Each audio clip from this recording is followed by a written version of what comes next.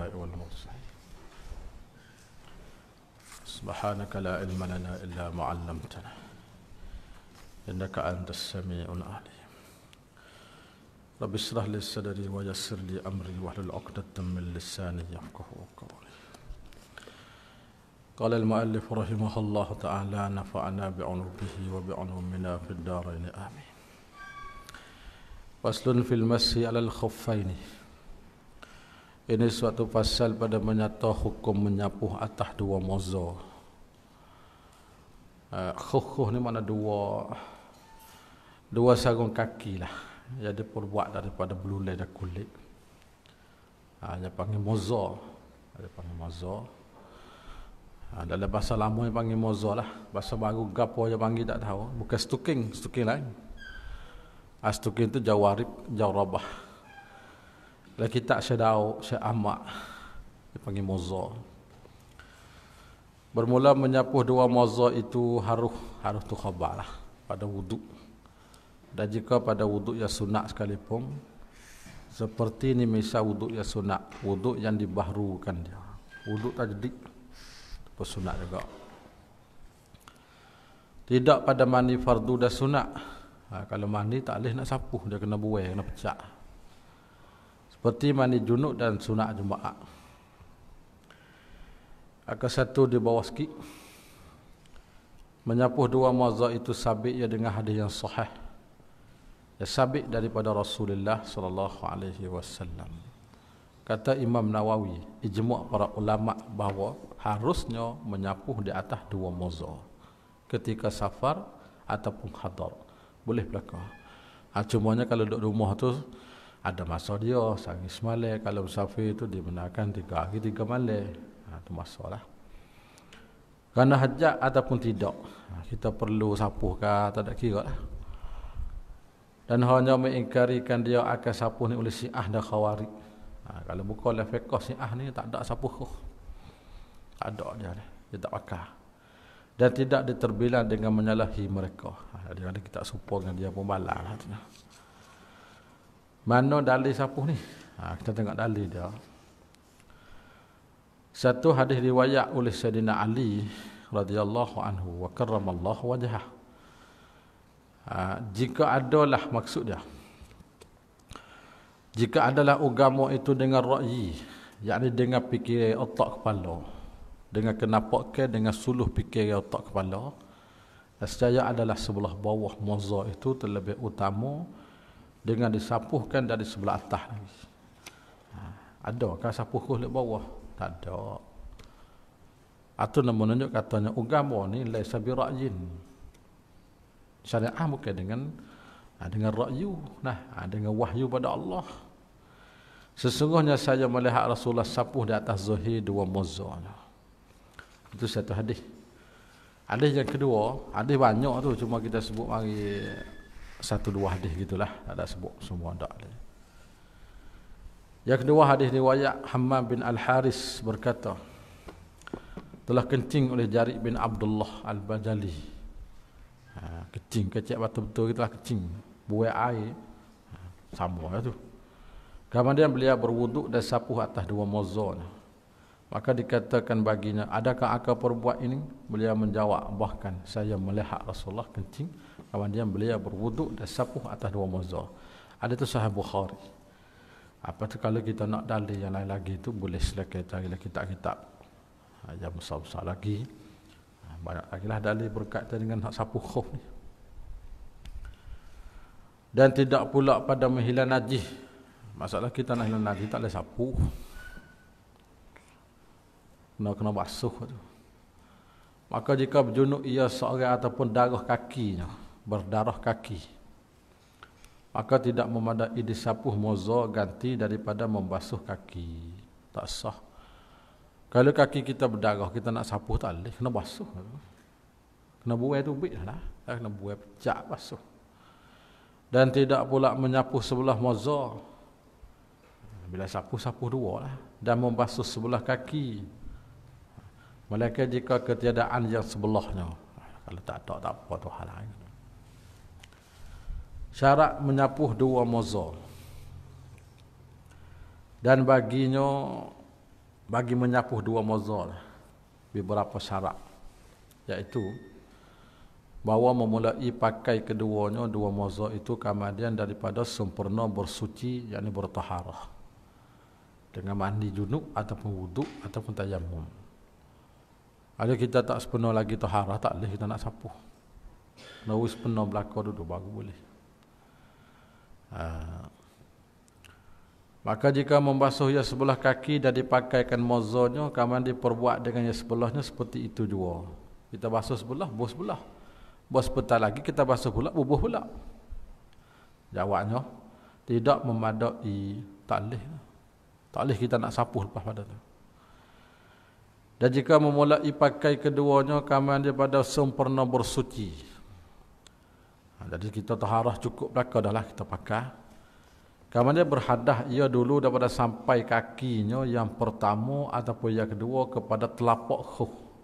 Tengah-tengah dak bubuh tu kaki tak sapa lagi. Berketuk situ. Pakai-pakai dah tapi tak ada suk lagi. Tidak memadai menyapuh dengan pakai yang tersebut itu. Tak boleh sapuh juga. Tak boleh sapuh. Karena permulaan memakainya sebelum sempurna taharah pada surah pertama. Dan tidak ada iktibar memakainya pada surah yang kedua.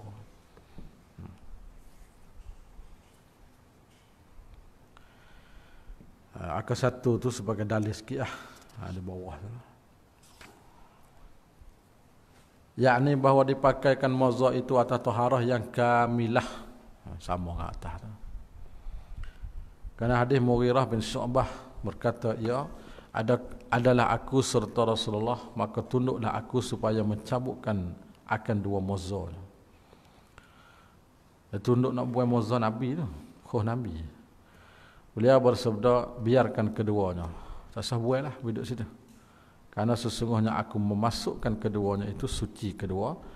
Maka beliau menyapuh Rasulullah tu, atas keduanya, yakni dua khuh tadi.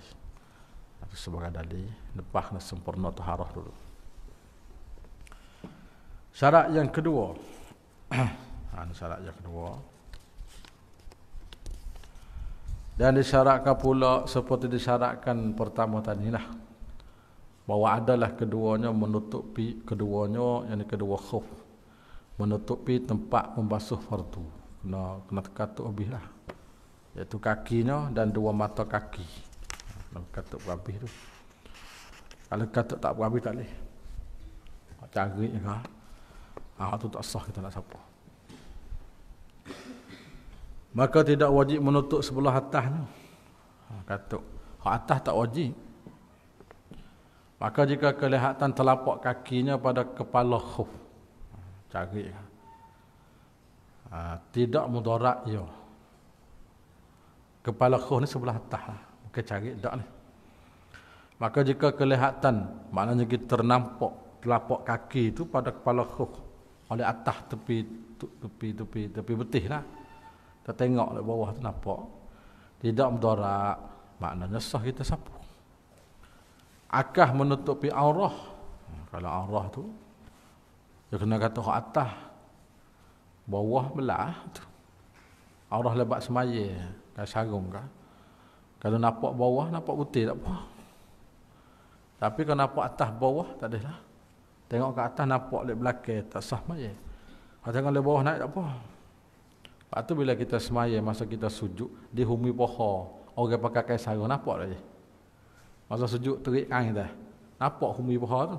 Hak tu dimaafkan. Tak apa dalam bak aurah semaya. Pohon tu. Sebab dibilangkan sampai hak bawah. Dan menegah luluh masuk air pada yang lain daripada tempat penjahit. Itu syarat kata. Khuh yang kita nak sapuh ni, maknanya kalau kita sapuh tu air tak tak bersera dan bergerak sampai ke dalam. Tempat penjahit dia lah. Maknanya kena rapat ke dalam. Kalau jaga-jaga lebih luas-luas tak boleh. Yang ketiga, dan lagi disyaratkan dua moza itu yang dapat berjalan berturut-turut atas keduanya. Makna kita pergi pada syarat yang ketiga ni, syarat kena khuf tu yang kukuh. Yang kukuh. Yang kuat. Yang bukan apa-apa dah lah. Situ. Kerana pergi datang orang musafir pada segala hajatnya. Daripada berhenti dan berjalan. Syarat yang keempat disyarat pula suci keduanya. Bahkan jika ada di atasnya najis, ia dimaafkan daripadanya. Maka menyapuh ia daripadanya barang yang tidak ada najis atasnya. Sah menyapuhnya. Jadi syarat akhirnya kita pakai tu kena suci. Kalau buat dari perbulan najis, kulit najis tak boleh. Akal satu, nota kaki. Sekalipun mozak itu dirapah, kita curi orang yang pakai. Rapah tu daripada orang lain. Ataupun dibuatkan daripada mah. Dia buat lagu mana tak tahu. Mah ni harai pakai. Tapi bila kata dia jadi khuh, boleh sapu. Ada no suku. Kalau kita curi orang pakai.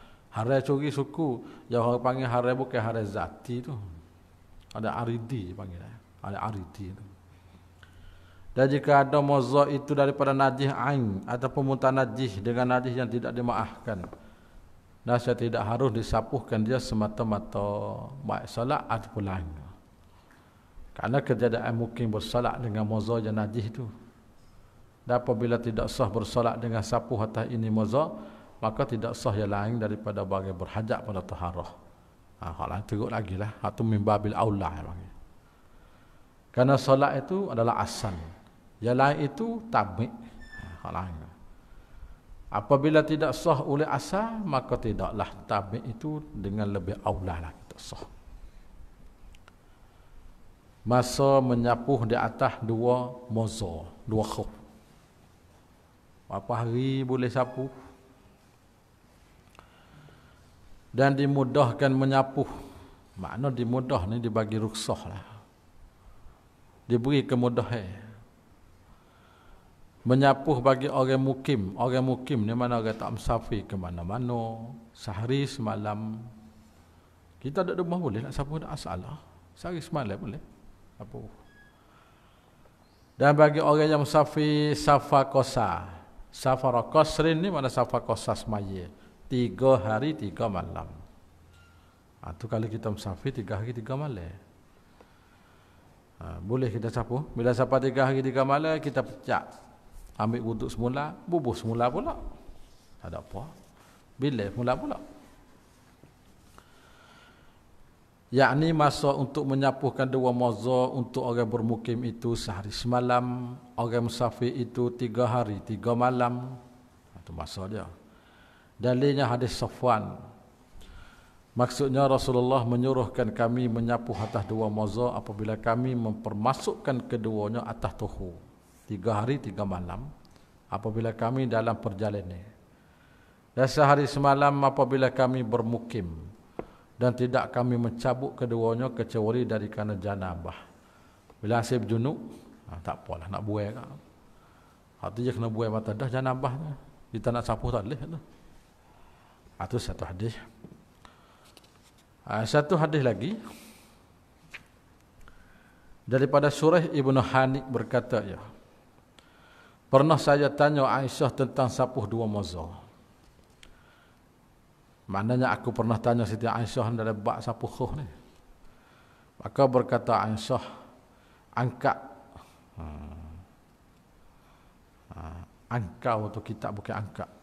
Engkau tanyakanlah Sayyidina Ali. Kitab tu pergi. Aisyah tanya, mungkin tanya Sayyidina Ali. Engkau kitab. Kerana ia Ali ni terlebih tahu dengan ini daripada aku. Maknanya Aisyah tahu juga. Tapi Ali itu lebih tahu lagi hal ini. Ia juga pernah musafir sekali dengan Rasulullah. Ali. Kita tanya Ali. Maka saya pun tanya Sayyidina Ali. Maka kata Ali. Ali kata Rasulullah SAW telah bersabda, bagi orang musafir itu 3 hari 3 malam, orang bermukim itu sehari semalam. Itu hadis sahih. Cukup sebagai dalil, 2 hadis pun tak apa dah. Menunjukkan bahawasanya masa yang sapuh untuk musafir itu 3 hari dan bermukim itu sehari semalam. Dan permulaan masa yang tersebut, masa nak sapuh kita nak kira bila masa tu. Dihisapkan dia daripada ketika berhadah. Artinya daripada ketika selesai berhadah yang ada ia kemudian daripada memakai dua khuf, tidak daripada permulaan berhadah, setengah takti lagi dan nak rayak, dan tidak pada ketika menyapu, dan tidak pada permulaan memakai. Ni kita nak bilai sehari semalam, nak bilai 3 hari 3 malam ni bilai ke mana? Bilai selepas berhadah.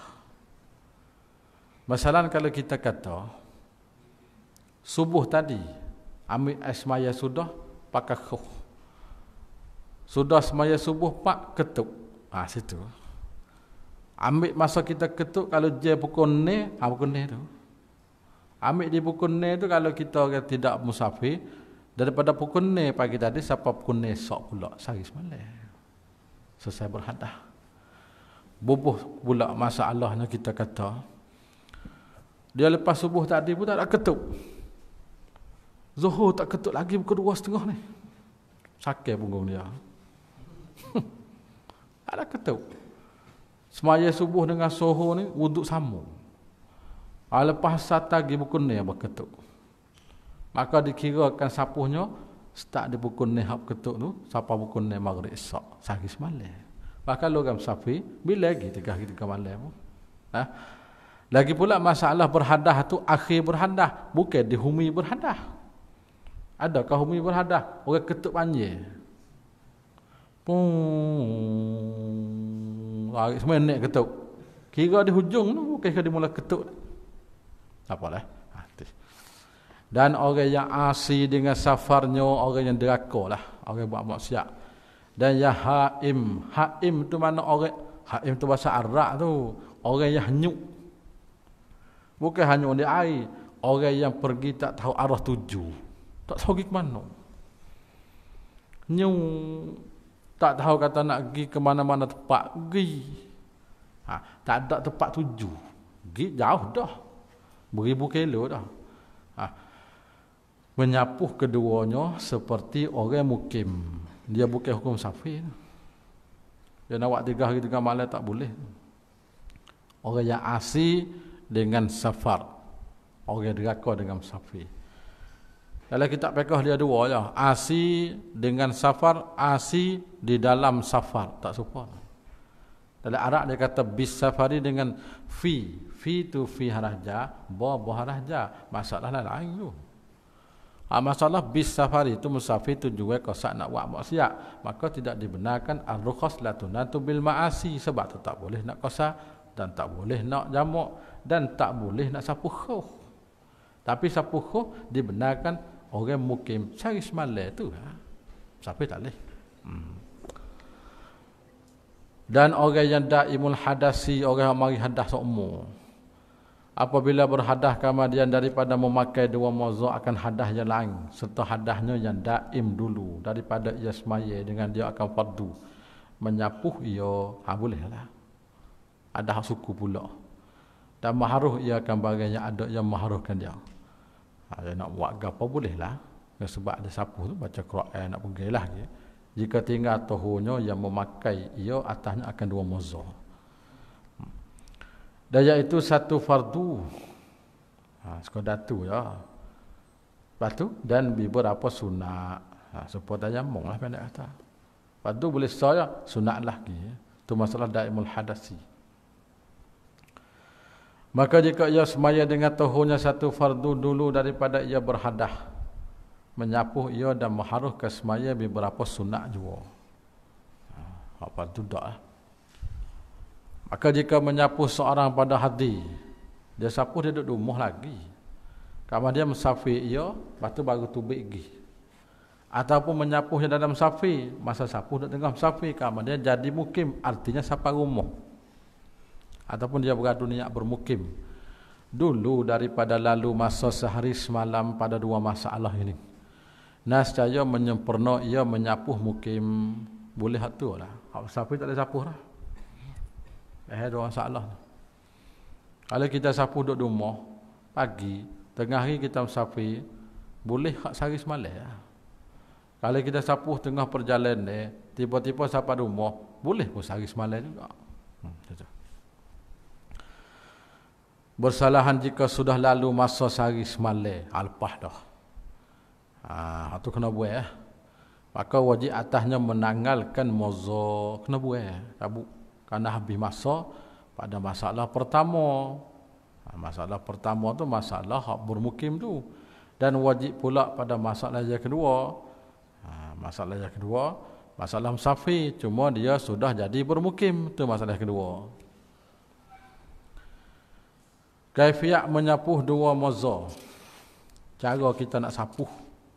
Lagu mana cara dia. Dan yang wajib pada menyapuh khuf, nama menyapuh juga. Asalkan nama sapuh sudahlah. Sapuh lagu mana ikut. Jika ada ia sebelah atasnya, atas khuf. Dan jika dibasuhkan dia sedikit sekali pun. Seperti dihantar tu nak nung satu lagi cara tulis dia. Seperti dihantarkan tangi yang basah atas kura-kura khuf. Tempat bonggok dia, kura-kura khuf. Ataupun di titik air atasnya, titik air sikit, memadalah. Tak apa dah tu. Tu bila kata sapuh dah tu. Itu kita bila kata sapuh dah. Balik Zuhir. Dan tidak memadai menyapuh atas batin, nyapuh di dalam. Tak sah, sapuh kena luar lah. Dan atas tumit. Dan pada tepi dan di bawah, tak mada belakang tu. Dia nak atas tu. Atas tu, tepi, kalau ambil tepi atas tak sah. Tumik tak agak. Hak batin di dalam tak sah agak. Siapa atas saja. Atas tempat bongkok kaki dia. Sikit tu. Dan sunat pada menyapuhnya, menyapuh moza dengan digurih. Digurih tu, kita buat garis sel lah, gurih. Dengan anak jari. Daya aula pada kafiat bahawa di hantar tangan kiri di bawah tumit. Itu buat tengoklah.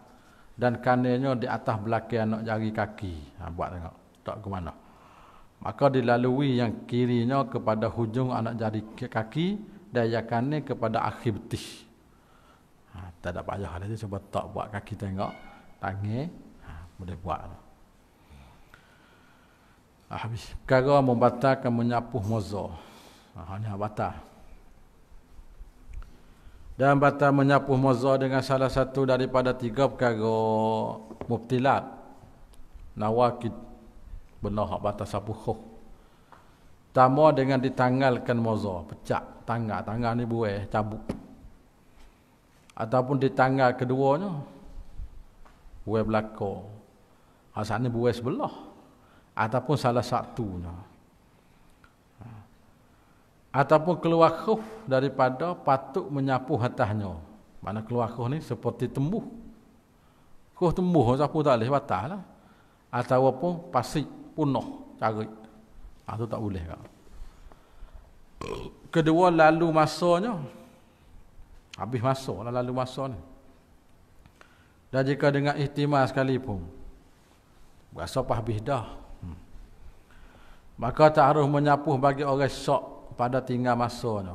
Ada ke tak ada? Ada ke tak ada masa? Tak boleh sapuh. Seperti bahawa lupa ia seorang akan permulaan menyapuh. Ketiganya kedatangan sewaktu yang mewajibkan mandi. Janabah lah masalah. Seperti janabah orang retina ataupun nifas. Satu lagi wiladah tu retina. Maka diharuhkan orang yang memakai moza seperti bagai yang diharuh pada wuduk. Sekali sapuh ia semaya dengan dia beberapa fardu dan beberapa sunat. Tak ada apa ni. Nak semaya pada waktu.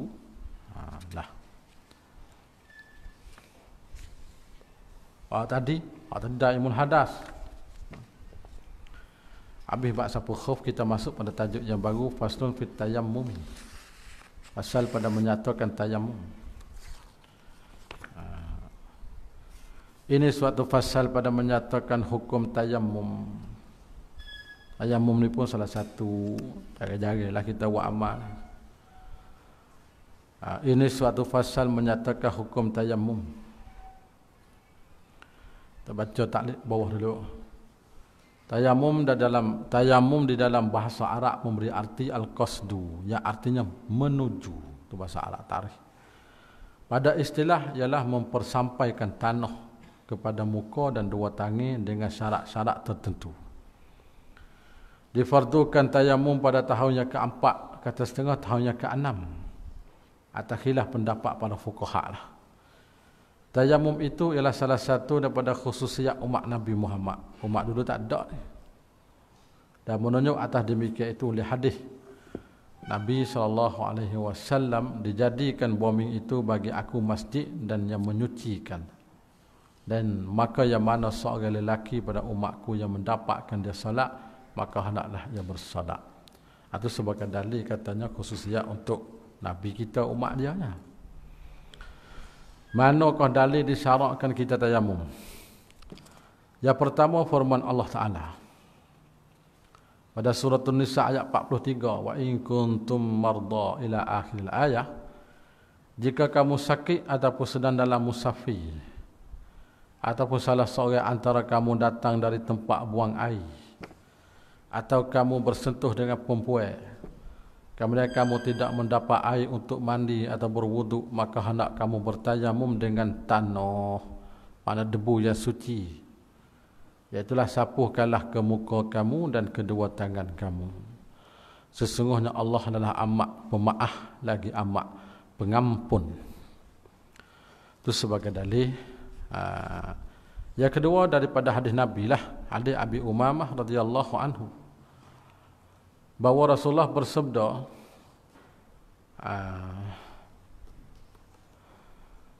dijadikan bumi semuanya itu untuk aku dan umatku,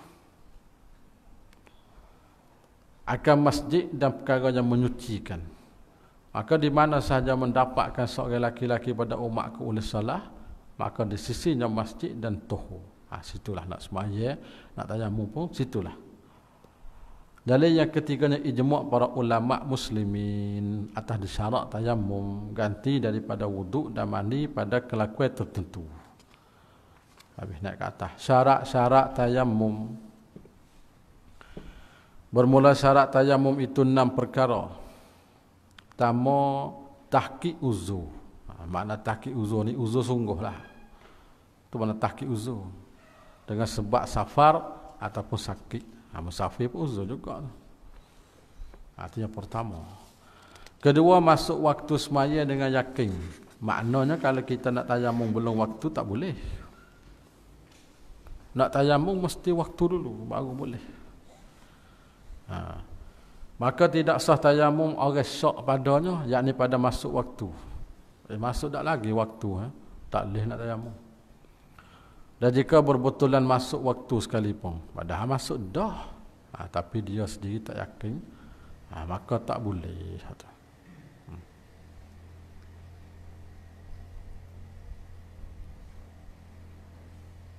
Habis kata.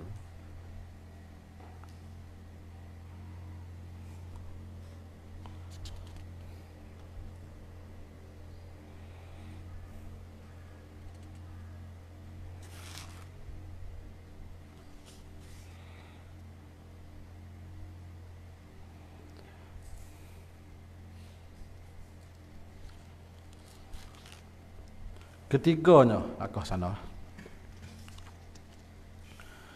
Mencari air. Bila kita nak tayamum, cari air lebih dahulu. Kalau tak ada baru boleh. Pada tempat duduknya, tempat yang kita ada. Dan pada taulannya, di kawan-kawan sahabat kita. Maka jika tidak dapat, hendaklah mencari pada pihak kelilingnya dengan dilihat. Cari sekitar tempat kita duduk tu. Ke satu di bawah. Yakni jika yakin orang musafir ataupun orang bermukim akan ketiadaan air di kelilingnya, nescaya bertayamum ia dengan tidak mencarikan air. Kalau kita dah yakin kata air tak ada, tak payah cari. Masalah kena cari, masalah kita tak yakin. Duk berasa-berasa pun ada. Dan jika bertawahum akan ada air, berasa pun ada, tapi bukan yakin.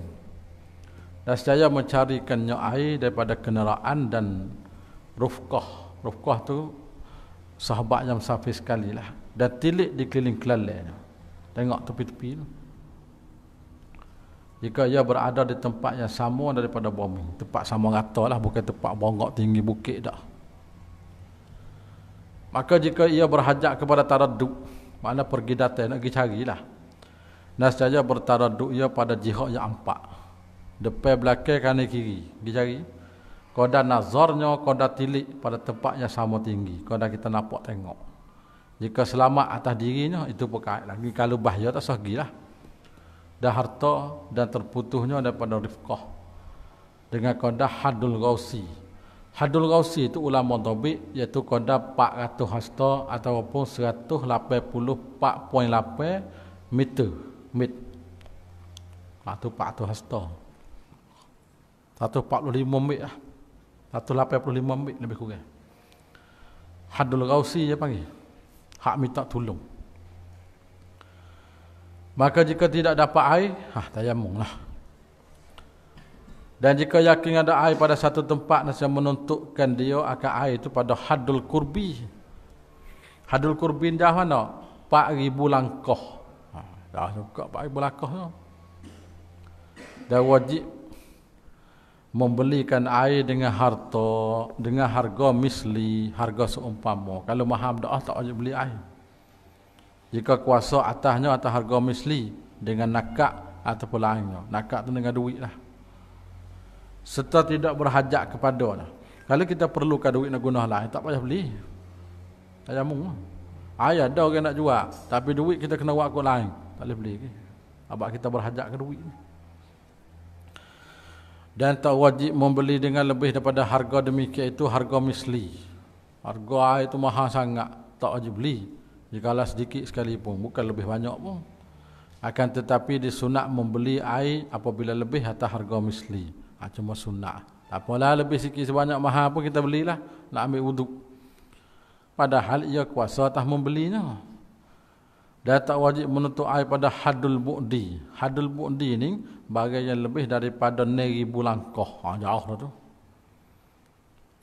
Itu yang panggil jauh. Bahkan harus baginya tayamum, tak payah cari air dah tu. Keempat. Tak apa ke tak? Lihat ni lagi. Maka jika diwahamkan ada air, mana waham ni makna berasa lah. Berasa apa ada air, tapi tak yakin. Hendaklah dipergi kepada tempat yang diwahamkan itu. Pergi cari tempat berasa air dia tu. Sekira-kira kau dah sampai anak panah. Jauh mana? Kira-kira 80 meter tu. Kau dah anak panah sampai. Gitu dah nak panah. Kalau kita panah lepas nak panah lagi. Hari panjang mah lepas. Dia jatuh tu lah jauh mana? Sekadar tu lah. Anak panah tu dah sampai 1 kilo atas dia jatuh. Kita boleh kata kalau 100 meter tu pun jauh dah tu. Nah, panah. Sekadar tu lah. Iaitu jika hasil sewaktu sampai suara teriak kepada taulan. Artinya panggil hadul gausi. Kalau tadi berapa dah? 185 meter. Itu lebih kurang. Serta mereka itu dalam hinga banga, dalam bising. Maka jika tidak, hendak ia tayamum. Yang keempatnya uzur memakai air. Ini masalah kita air ada, cuma kita nak guna air itu tak boleh.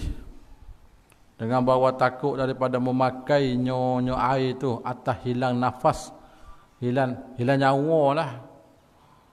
Kalau guna air mati, tak sawakah tayamum. Ataupun manfaat anggota. Kalau kita guna air membawa kepada anggota kita jadi lasa dan mati anggota, tak payah guna tayamum. Habis kata.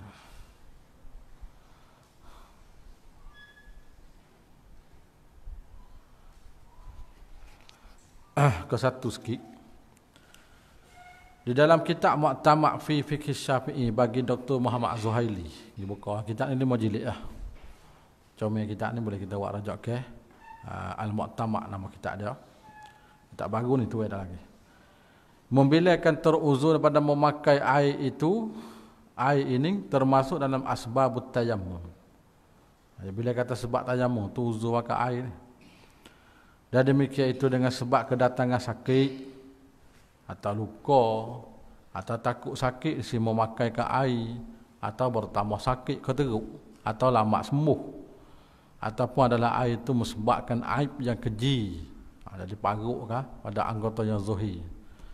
Maka pada ini halat, ini kelakuan-kelakuan teruzur pada syarak memakaikan air dan wajib ya tayammum. Dalilnya kerana hadis Jabir radhiyallahu anhu. Maksudnya telah keluar kami dalam satu perjalanan ni. Masa dia lah, maksudnya Jabir cerita hal dia. Maka mengenai seorang laki-laki pada kami akan batu. Kebah, kena batu. Maka dia luka ke kepala. Coh kepala. Kemudian ia bermimpi. Lepas tu tidur malam tu mengigam mimpi tu air mandi. Lalu ia menanyakan sahabatnya. Kawan mimpi ni, kawan kepala luka lagu mana kena mandi ke mana? Adakah kamu mendapatkan bagi aku kemudahan? Mana keharusan pada tayamum?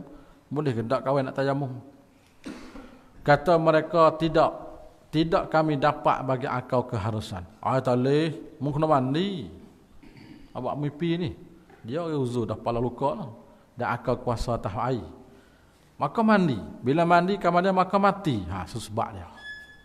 Mati. Maka tak kala kami datang atas Rasulullah. Klik mari dah lah. Dia ceritakan dengan demikian tu kepada Nabi. Maka sabdanya membunuh mereka itu akan dia. Dia mau bunuh dia ni. Soalan kata bunuh dia padahal tak ali. Mana ada hukum fatwa kata kena mandi tu supaya bunuh dia dah sebab.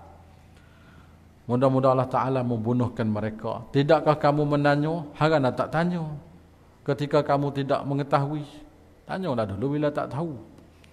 Sesungguhnya ubat kejahilan itu ialah menanya. Bila kita tanya, hanya dihilang jahil. Sesungguhnya memadaikannya bahawa bertayamum. Maka membaruk di atas lukanya akan pucuk kain. Kawan disapuhkan ke atasnya. Dan membasuh sekalian tubuhnya. Itu di antara dalil yang menunjuk kata uzur. Habis kata. Dan seperti demikian itu juga bawah. Termasuk dalam uzur memakai air itu sejuk yang bersangat teh. Kalau sejuk berdoa ni boleh kita pakai tayamum tak? Sejuk sangat boleh tayamum. Lepas tu dalil tu kita sebutlah insya-Allah atas cerita tu. Sejuk. Muka di sana. Dan masuk pada uzur itu barangnya apabila ada air pada hampirnya. Air duduk dekat dengan kita. Cuma kita nak ambil tak boleh. Dan jika dikosakkan dia, mana kita tuju ambil air, takut ya atas dirinya. Takut. Telagor kat ya tapi rima duk musim 3 ekor. Kaca-kaca. Nah kita. Rima. Daripada binatang yang buah ataupun seteru ataupun takut ia atas harta daripada pencuri. Ada kita nak tinggal gime air namanya rapah dia memari kita. Atau penyambung atau bila kata uzur belaka tu. Atau bercerai daripada kawan. Kalau kita pergi ambil air nak semaya, ni tinggal dia mau perak. Padahal dekat lah. Maka hendaklah ia tayamum pada segala yang tersebut itu, tersebut ini.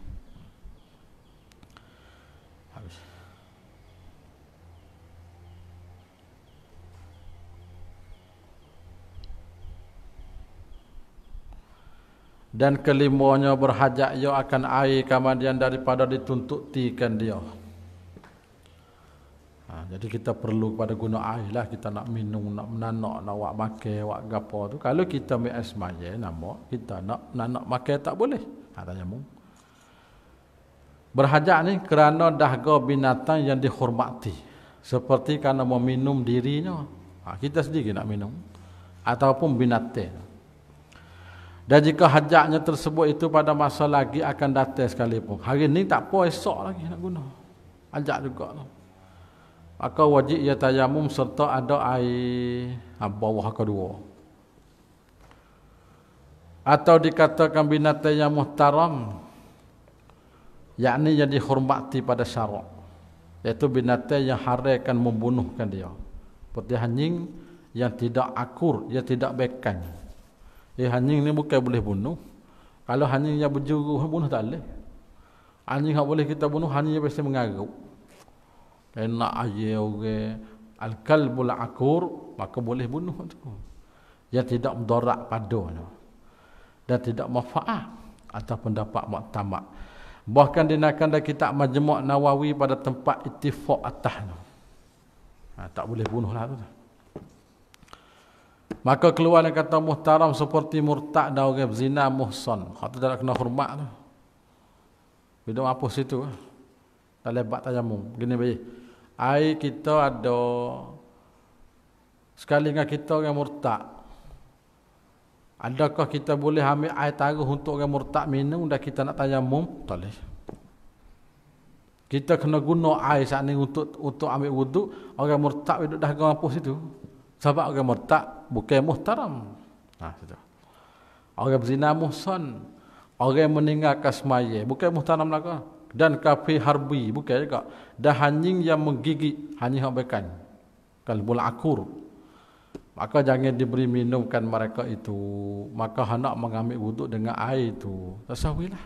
Air itu kita guna untuk ambil air semaya. Dan keenamnya tanah yang suci. Nak tayamum tu dia kena tanah. Syaratnya keenam ni. Lagi tidak mustakmal.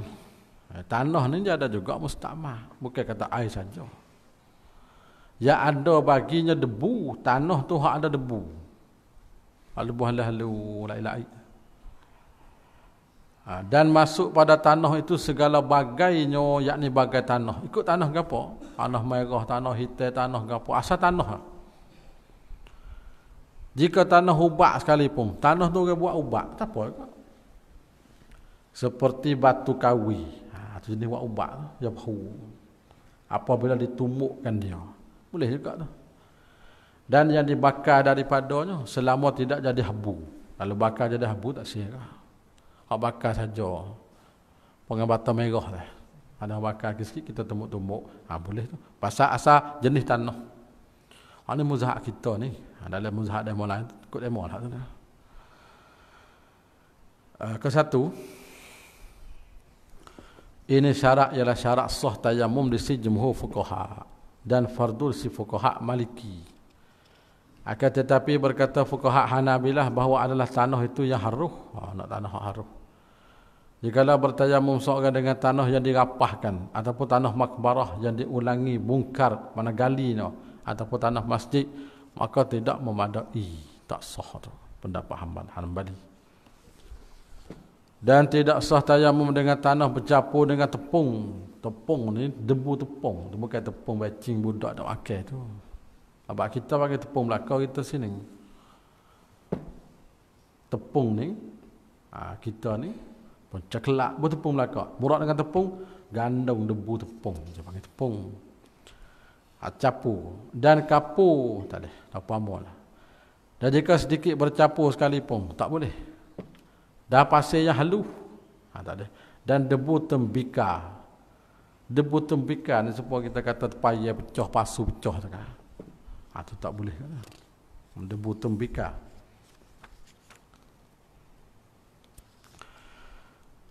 Bermula fardu tayamum itu 5 perkara. Ini fardu tayamum.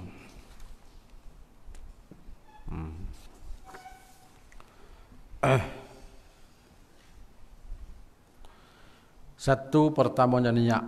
Dalam bab wuduk, bab apa pun niat lah, tak tinggal bab mandi pun. Niat tu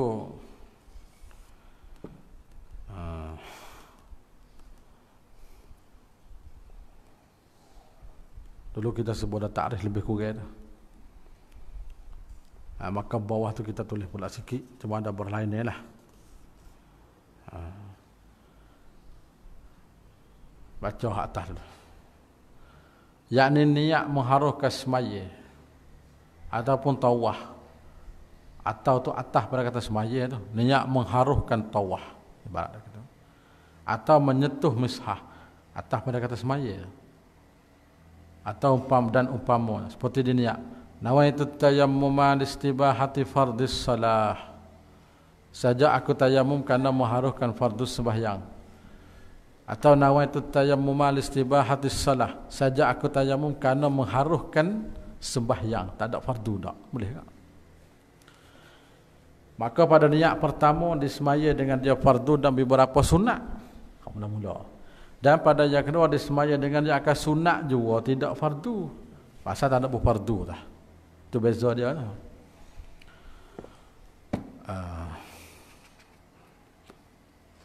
Akan satu lah sikit. Niat dari segi bahasa berarti mutlaqul qasdi, semata-mata qasad. Segi istilah ialah qasdus syai' muqtarinam bi fi'li. Makna menyahjo dan mengqasadkan suatu perkara disertaikan dengan perbuatan. Dan jika terkemudian daripadanya maka dinamakan azam seperti bab puasa. Jadi kalau kita lepas belakang pada perbuatan kita tak panggil niat, panggil azmun qaimun maqaman niyah. Bab puasa kan. Puasa ni kita niat malam, puasa esok lagi. Panggil azam. Yang qaimun maqaman niyah. Kerana yang jatuh pada bab puasa itu dikatakan azam yang ada pada tempat niat. Oleh kerana darurah, kesusahan menantikan fajar. Nak nanti niatkan dengan fajar payah. Nak sekali tu. Sebab tu niat awal. Bahkan berkata ulama wajib didahulukan niat pada bab puasa kerana ihtiyati. Sebab kalau lepas pada naik fajar niat tak jadi. Tak boleh. Itu bab puasa.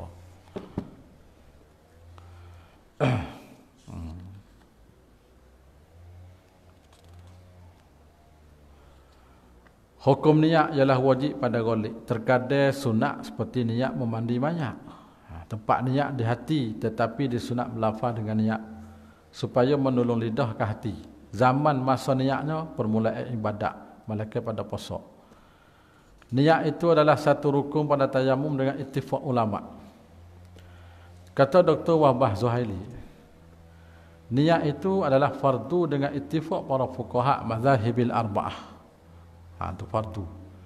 Di antara mereka itu Al-Qaduri dan pengarang kitab Hidayah ulama Hanafi ni, dan sebahagian pada fuqaha Hanafiyah dan Hanabilah, mereka menjadikan niat itu satu syarat, bukan fardu dak. Ada nama kata syarat. Dan itu adalah pendapat yang muktamad dalam mazhab Hanabilah dan Hanafi. Habis kat tu.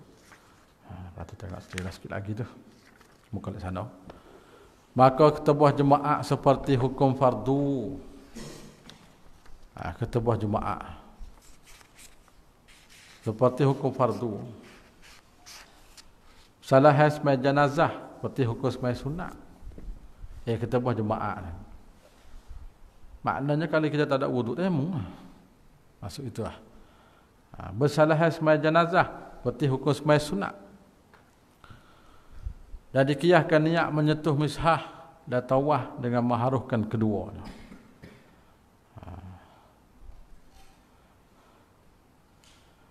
Keduanya memindahkan tanah.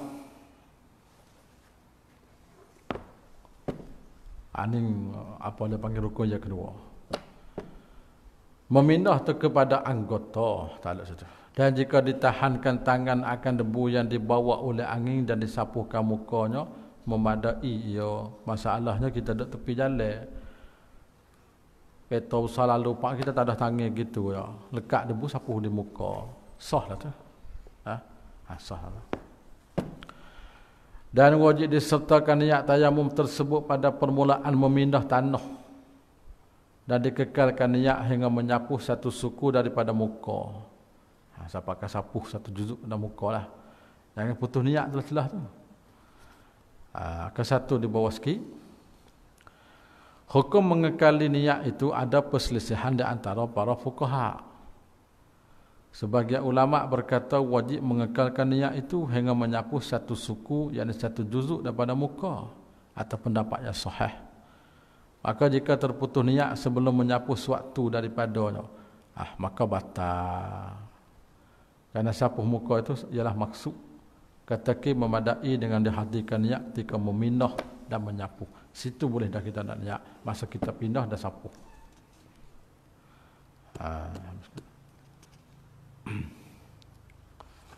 Patuh ada depan itu ibarat dalam kitab nihayahnya kita nak kamar gitu dah.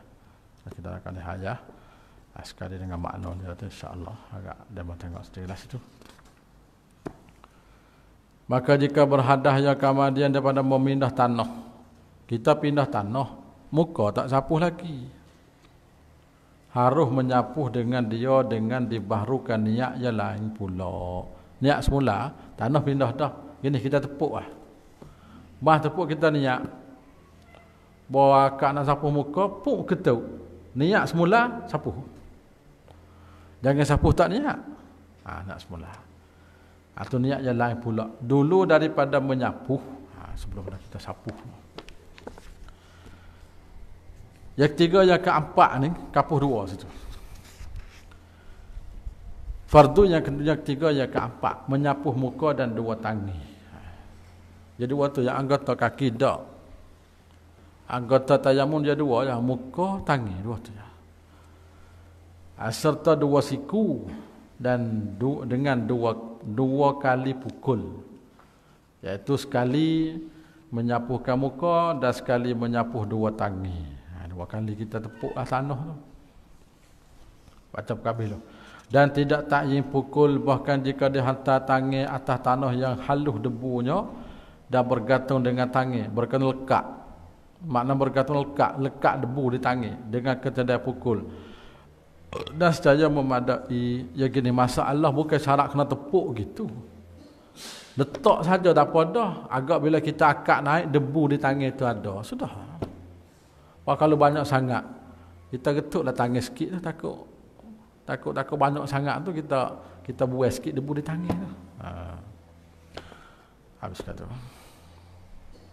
Akak satu tu bawah sikit. Adapun kaifiat menyapuh muka itu maka pada dua pendapat. Cara sapuh muka. Pendapat pertama dan ialah hak pertama ni yang betul, iaitu pendapat jumhur. Bahkan mendakwa Imam Haramain bahawa tidak khilaf bagi. Cara mana dia buat? Iaitu bahawa disampaikan tanah kepada sekalian kulit yang zahir pada muka. Hak lapak zahir tu kena usap tanah semua. Kena sapuh jugalah, bukan tak gitu saja tak. Kena sapuh macam sapuh air jugalah kena bagi. Cuma di mata tak kena renyih tu lah. Renyih di mata boleh. Dan kepada bagian yang zahir pada bulu-bulu hingga janggut yang terholor sekalipun. Janggut sapuh tetapi tidak wajib disampai tanah kepada bahagian di bawah bulu kening. Tak ada kena renyih tu nak mondok. Itu dak. Dan misai tak kena agak. Dan bulu di bawah bibir mulut ni janggut sepak. Janggut sepak istilah mak kita dah panggil apa panggil ke? Kita tulis juga tu janggut sepak. Jangan macam siput. Janggut sepak ni bawah lah, bawah ni. Janggut bawah dagu. Bukan bawah dagu. Oh, bibir mulut. Janggut ni. Pendapat yang kedua. Mereka berkata wajib disampaikan tanah kepada bahagian tersebut daripada bulu kening. Nak usapa juga bulu kening. Tanah nak usapa. Misai dan sebagainya. Seperti mana wajib sampai air pada bak wuduk. Tu nak tanya sikit. Kok ni kok misai kok gapo tanya berkata habis. Seperti mana wajib sampai air pada bak wuduk. Dan ini adalah mazhab yang dhaif yang berkata dengan dia oleh sebahagian pada ulama dan ashabus Syafi'i. Ini pendapat kau dhaif. Jadi pendapat pertama bila kita sapuh kok bulu kening apa tak syarat kena berkatalah. Dan tidak disunatkan menyampaikan tanah kepada kulit yang di bawah bulu yang lebat. Yang disunatkannya pada bak wuduk. Ini taklah. Dan wajib menyapuh bahagian berhadap daripada hidung, depan hidung, di atas bibir mulut. Itu kena sapuh katalah. Adakah wajib dihilang bahagian di bawah kuku? Ada tak kuku ke apa tu kena buai kata jamu ni. Daripada bahagian menegah sampai tanah kepadanya seperti bahagian pada bak wuduk ataupun tidak wajib kena buai. Soal masalah kita nak tayamum ni bahagian celah kuku kena buai kata kena buai. Kalau bak air semaya mesti kena buai. Air tak kata. Jawabnya mengikut pendapat Az-Ziyadi. Ziyadi ni ulama Syafi'i. Beliau menjazamkan dengan wajib dihilangkan bahagian di bawah kuku itu. Kena buai juga. Dan perbezaan di antaranya antara tidak wajib sampai tanah kepada tempat tumbuh bulu yang nipis itu dengan bahawa kuku itu dituntut menghilangkan dia bersalah bulu yang nipis. Itu tempat beza lah. Habis kata.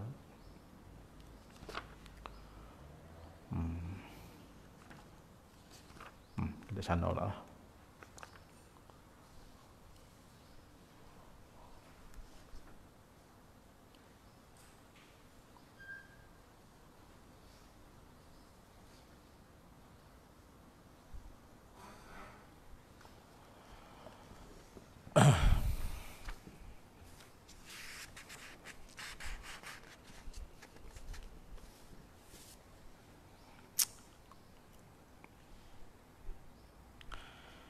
Angka 1 turun di bawah 24 ni.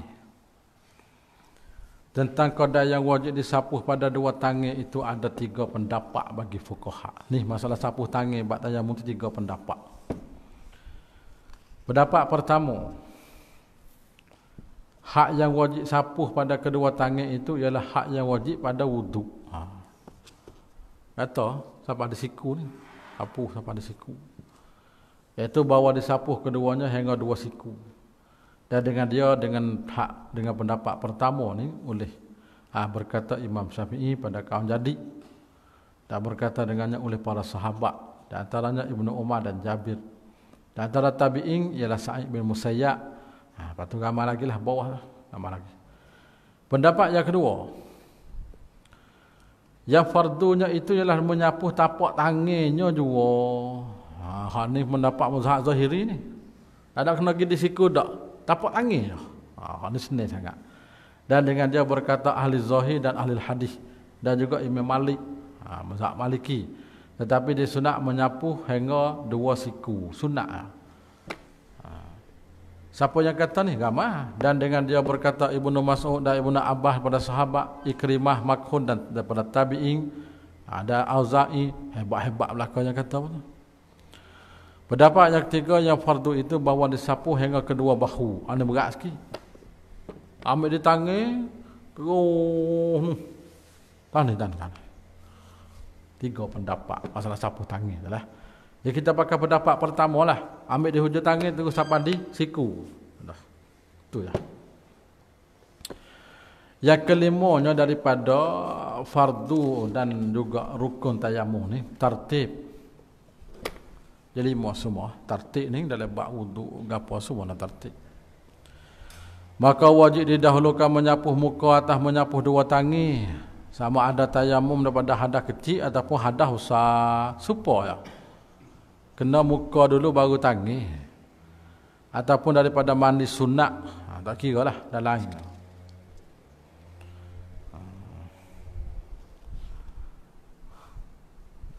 Bawah sikit lah ambil. Kata fuqaha kita Syafi'iyah, tertib itu adalah satu rukun daripada rukun tayamum. Seperti pada bab wuduk. Karena tayamum itu berdiri pada tempat wuduk. Mana berdiri, mana ganti tempat wuduk lah. Adapun bertayamum bagi hadas akbar, maka tidak diiktibarkan tertib padanya.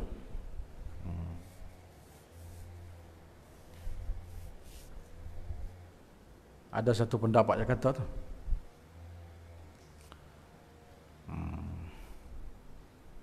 Tapi kalau tengok atas tadi, tayamum hadas besar, hadas kecil itu tak kira tertib semata. Mana ada satu kaum bawah tu. Dalil atas wajib tertib itu ialah perbuatan Nabi, kerana bahawasan Nabi tidak berwuduk melainkan bertertib ya. Dan tayamum itu ganti pada wuduk. Apabila wajib tertib pada mubdal minhu, mana wuduk, wajib ia pada badal tayamum. Tayamum itu badal. Situ.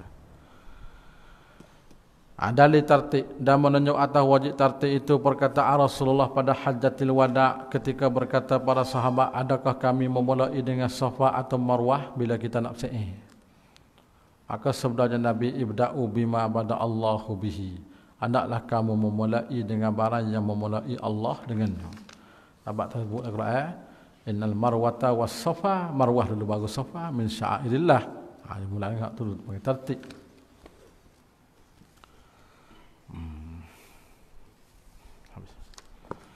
Dan ditambahi dalam kitab Majmu' 6. Saat ni 5 ya, tambah selagi. Gapo tanah? Tambah selagi. Iaitu 5 yang tersebut dan mengkosakkan tanah. Tambah selagi. Mana kosak tanah hati? Dalam kitab ni 5 ya, dalam kitab Majmu' tambah lagi Qasdut Turabi. Dalam kitab Raudah 7, tambah lagi. Iaitu 6 tersebut, hak tambahnya dan tanah. Tanah tu kena bila kata rukun juga dia. Dalam kitab Raudah. Habis kata. Bawah tu kita nakkan daripada perkataan Syekh Daud dalam kitab Bughyah. Lebih kurangnya kita baca lepas dah, cuma huraian panjang sikit situ.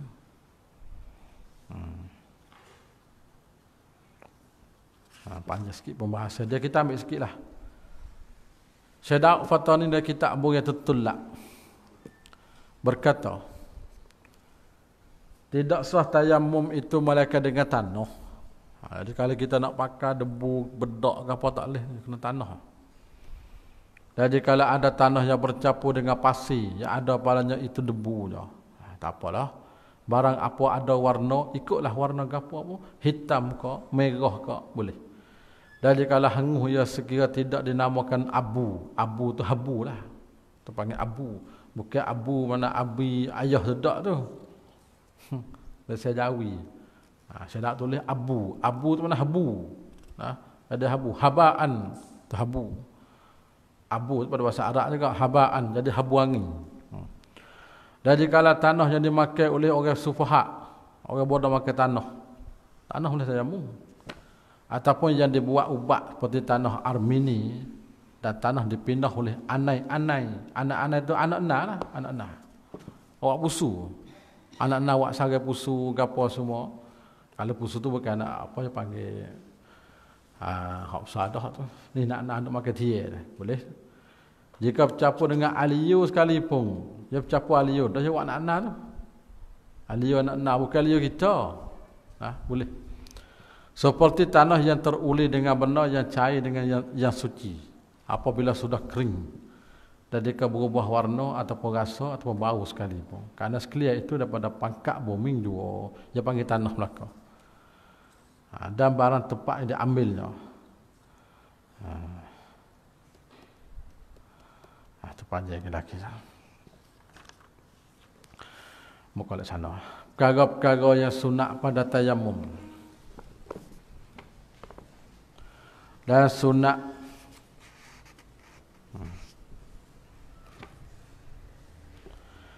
sunat tayamum itu beberapa perkara. Mana perkara yang sunat waktu kita tayamum tu banyak perkara. Benda-benda sunat lah. Benda sunat. Setengah daripadanya mengucap Bismillahirrahmanirrahim tak kala mula pukulnya. Sepengabat dulu lah.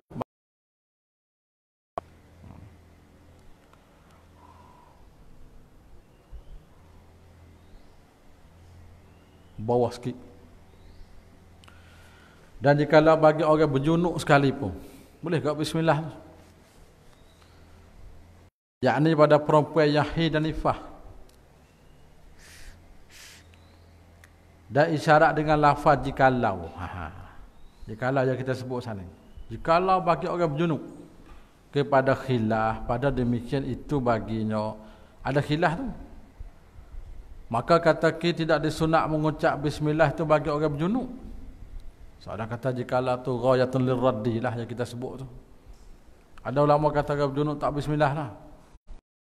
Nazam bismillah itu nazam Quran. Orang berjunuk tak boleh kata. Aulanya bahawa berkata bismillahil azim, alhamdulillah alal islam. Kata gitu. Dibuka dalam Hasyiah Tarmasi dah, syarah Hasyiah kepada Minhajul Qawim bagi Al-Mahfuz At-Tarmasi 7 jilid kitab Tabaq Darul Minhaj. Dibuka tengok situ. Dan disebut dalam kitab Majmu' Nawawi bahawa tersimpan orang berjunuk itu di atas sekurang-kurang tasmiyah. Bismillah saja. Asal husuk tu sekurang tasmiyah. Bismillah gitu ya. Akan tetapi pendapat yang rajih bahawa mendatang dengan yang akmal juga. Bismillahirrahmanirrahim husuk juga. Jadi khilaflah di antara mazhab kita sendiri pun. Dan dikosakkan zikir ataupun itlaq. Dia kosak Quran, kosak zikir. Dan setengah daripada nyo sunat tayamum menyapuh muka pihak atas ke bawah. Masa kita sapuh lah, jangan dah sapuh bawah naik ke atas tu masuk lubang hidung. Tak atas turun mari bawah. Itu cara sapuh. Sunat lagu tu. Dan mendahulukan menyapuh tangan kanan atas yang kiri, sunat belaka tu. Dan mensedikitkan debu seperti dipukulkan dua tepi tangan. Bila kita tepuk saja, kalau banyak dua tepi tangan pelaga kita. Lalu dia luruh. Jangan ikut tu. Tak boleh. Bila banyak tu, pelaga dua tepi tangan. Gitu. Gah. Kita panggil gah sikit. Gah itu dengan debu. Dan menjarikan anak jari, jangan rapat. Dan menyelakti anak jari jika sudah sampai debu antara. Dan jikalau tidak, maka wajib ia menyelakti. Dan kalau tak sampai lagi, wajib menyelakti.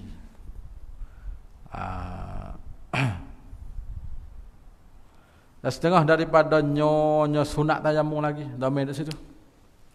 Bahawa jangan diangkat tangan daripada anggotanya hingga sempurna sapuh. Sapuh sempurna baru kita angkat. Dan menghadap kiblat dan gurrah dan tahji supaya lebat wuduk ni. Cuma komo tak ada. Komo pasih boleh mulut. Lain semua ya. Komo istinsak tak ada. Pak wuduk dah. Setengah daripadanya menanggalkan cicing buai cicing tubik pada pukul pertama dan wajib ditanggalkan dia akan cicing pada pukul yang kedua. Pukul pertama buai, pukul yang kedua tu kena wajib. Wajib buai. Sahabat tak sapa ni, tak sapa tak boleh. Jika tidak sampai debu di bawahnya, dan jika sampai maka sunat jua, yakni sunat tangah. Sunat kita buat cicing. Setengah daripadanya membaca doa yang kemudian daripada wudu. Asyhadu an la ilaha illallah wa asyhadu anna Muhammadan abduhu wa rasuluh. Allahumma ja'alni minat tawabin wa ja'alni minal mutatahhirin. Syahadah kita panggil. Sama dengan wudu. Dan tidak sunat mengulangi menyapuh lebih daripada sekali dua. Sapuh sekat sekali, tiga tak ada. Atas lis, la. Terlebat tayamum tak ada. Bak wudu ada. Perkara membatalkan tayamum. Dan yang membatalkan tayamum itu tiga perkara. Pertama, segala yang membatalkan wuduk telah terdulu sebutnya. Batal lah. Setiap benda yang batal wuduk, batal tayamum. Agak berarti akan satu, iaitu di antaranya keluar sewaktu pada salah satu dua jalan, kubur dan dubur, dan tidur, hilang akal, sentuh perempuan, sentuh harak, semua tu batal wuduk dan juga batal tayamum.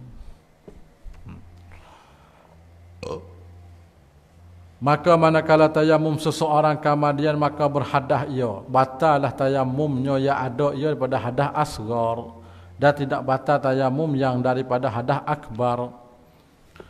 Orang hasib junub nak mandi air tak ada, akhir sekali kena tayamum. Tayamum tu niat mengakak, mengharuhkan semayakan, niat mengakakkan ganti janabah, kita kata tak. Jadi bila sudah tayamum hadap sah, ketuk. Bila ketuk tu hadap sah tu tak ada kata hilal dak lah. Maknanya yang jadi hilal dengan yang batal tu hadap kecil ya. Hadap sah tak batal. Hadap kecil tu batal. Dan keduanya mengetahui akan ada air.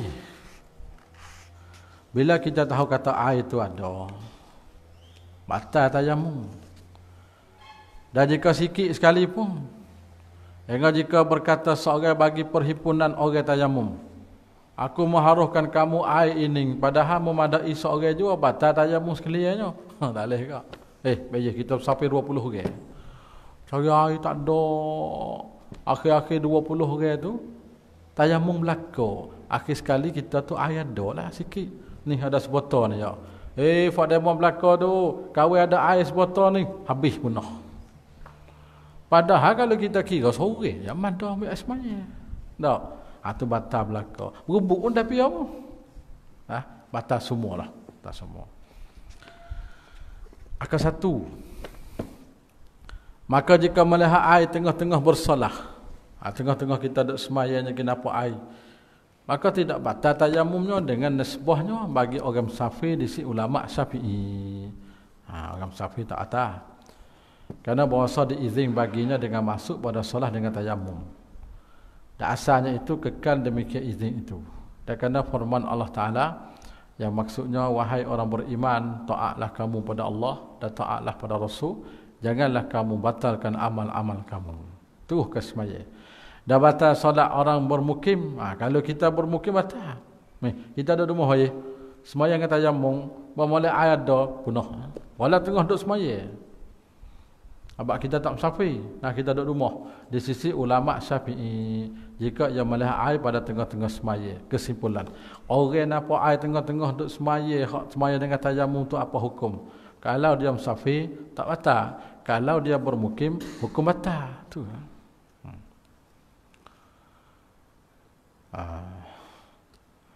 Adapun jika melihat ia akan air kemudian daripada selesai solat, sudah semaya baru jumpa air.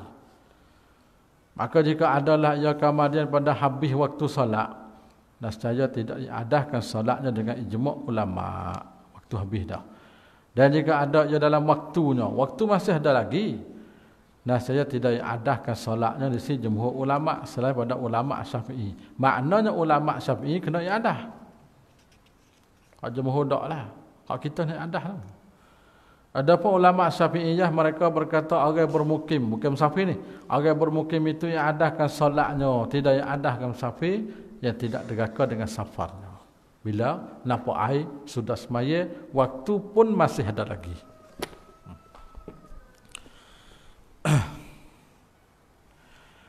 Dan seumpama mengetahui itu waham akan ada air. Waham ni berasa. Tawahum. Bukan zon kuat lagi. Tapi makna waham juga oleh kiamat kita. Sok. Maka setengah daripada waham itu melihat akan kafilah. Kafilah ni hubungan hak Safi. Nampak hubungan Safi mari ada air dah tu. Tu supaya dengan mengetahui kat tu. Mana batal ke? Ataupun awan yang tebal pada hampirnya, ataupun alung-alung. Alung-alung tu nampak panas pun air jauh. Dan lainnya daripada barang yang diwaham ada air sertanya, padahal tayamumnya sebab ketiadaan air, batal tayamumnya.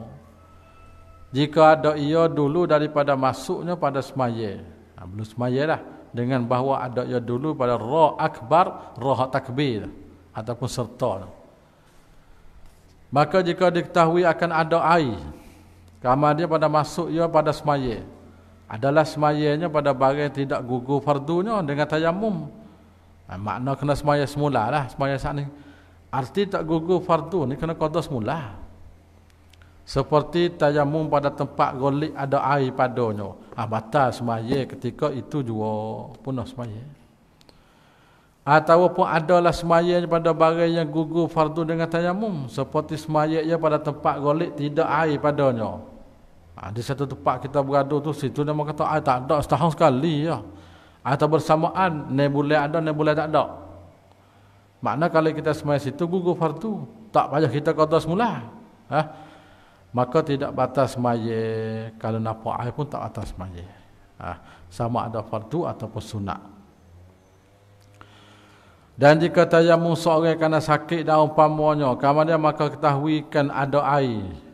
Orang sakit kan, kalau tahu ada air pun tak apa nak guna taklih, tak batas semaya tu. Apa ni tayamum tak atas? Terus ke semaya lah sebab tayamum tak atas. Ketiga riddah. Yang tiga masalah yang membatalkan tayamum ni jatuh agama. Na'udzubillah min zalik, atau murtad. Yang tiga murtad. Jatuh juga tayamum, dah batal tayamum.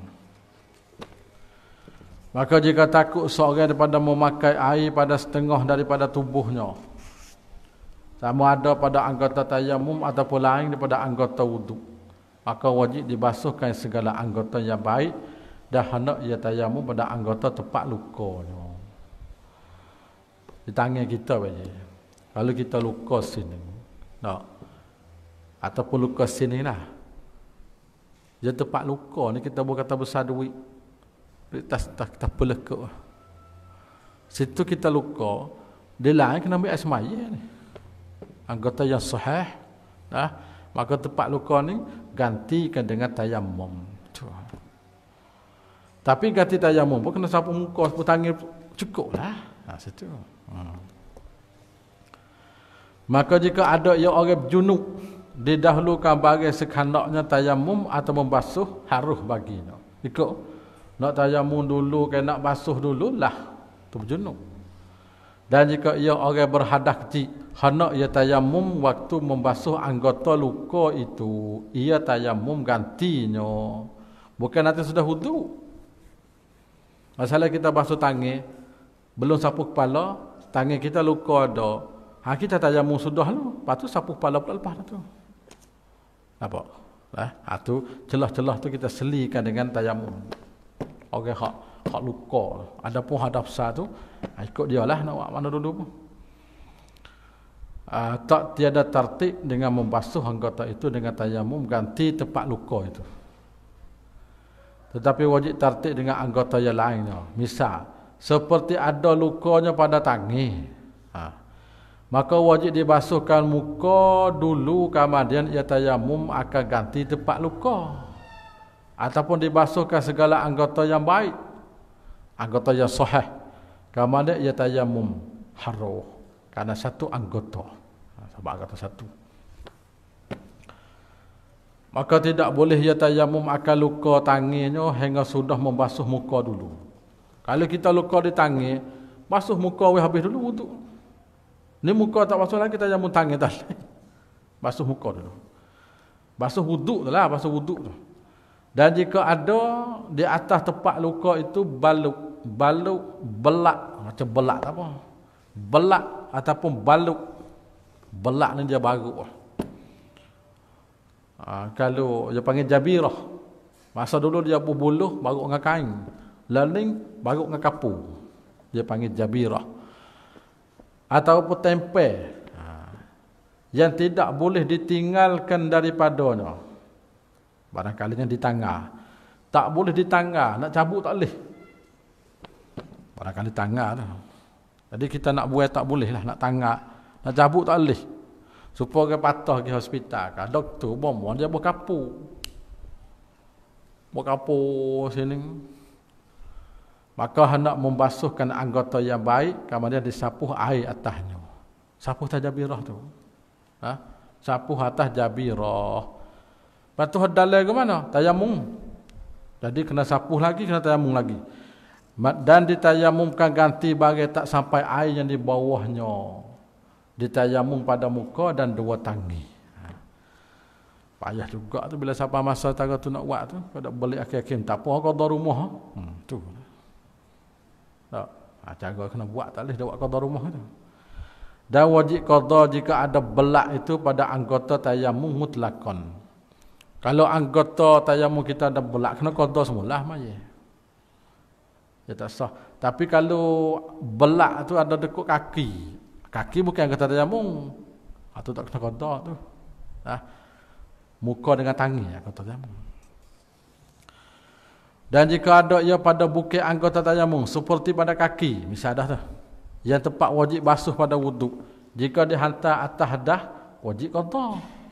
Masa kita letak belak tu kita berhadah tak? Kalau berhadah kena qada. Masa kita letak belak mula-mula tu kalau kita taharah, tak kena qada. Dah suci. Kira di mula-mula. Ataupun di atas tahur, atas taharah, suci. Dan ada pada tempat itu najis, ya tidak dimaaf, wajib qada juga. Kena qada juga. Qada dengan sebab najis tu. Padahal tahur dah. Geti tahur wajib. Kita ada ais maya, balik mutu, di kaki luka. Lepas tu di kaki luka, tak ada basuh we darah dak. Tepek belak situ, makna masa tu tak ada jatuh wuduk gapo kita. Kena qada. Ya, kena qada sebab najis. Bah kalau kita tak qada, basuh darah, sapuh tubik dulu, ais maya pun ada dah, baru tak apa. Tak apa nah. Tayammum hak lepas pada tu tak kena yang ada semula. Itulah. Kesimpulannya payah jugalah dalam bab ni. Payah kena tatbik, nak praktikal tu payah juga dia kata. Habis. Ataupun dihantarkan atas tuhu dan tidak ada najis yang tidak dimaafkan, tetapi banyak anggota yang sahih di bawah baluk yang lebih dari di bawah belak yang lebih pada hajat memegel dia, wajib qada. Yang salah ni. Di kaki juga. Di kaki tu dia luka sikit je, baru masuk kawasan hak molek tu banyak dak. Tak, bukan ambil sekadar labudar dak. Masalah kalau dia tangan luka sikit, baru susah ni. Bukan dia tu. Kena qada tu. Ya. Qada memegel tak apa, tapi lebih qada hajat memegel belak dan baluk sana. Dan jika qada hajat tidak yang lainnya, tidak wajib qada atasnya. Itu tafsir dia molek tu, satu-satu tafsir dia lah. Habis. Tidak harus dua fardu dengan satu tayamum.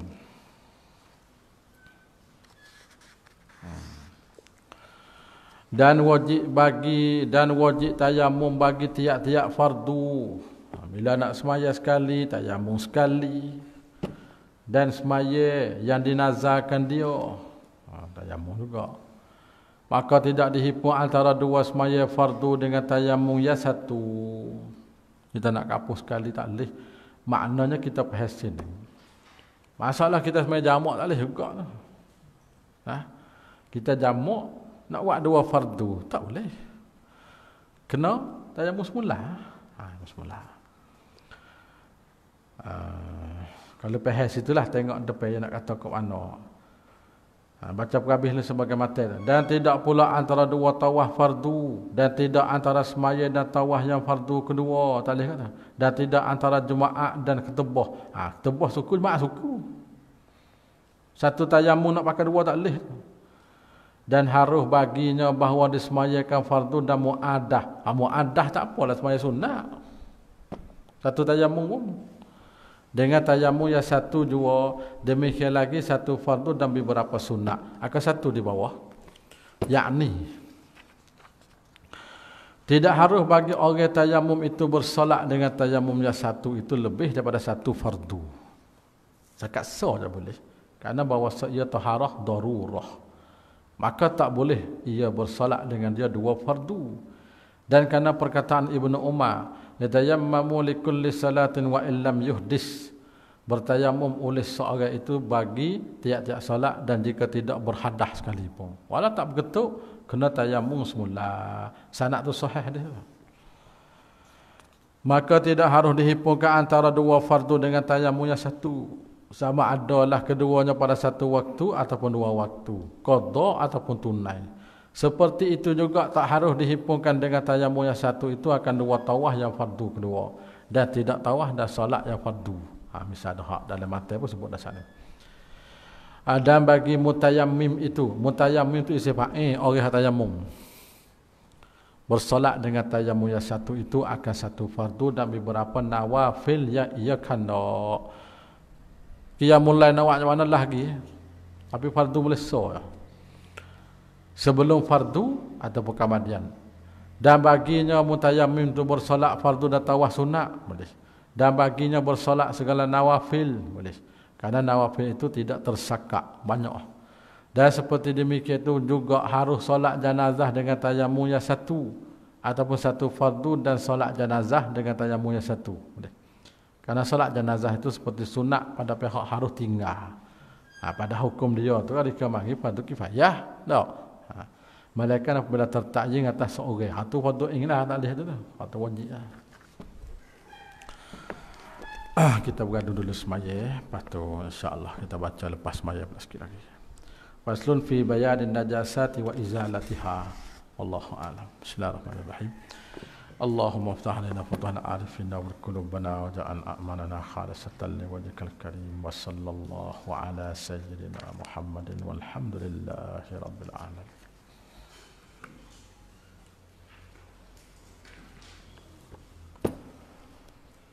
Allah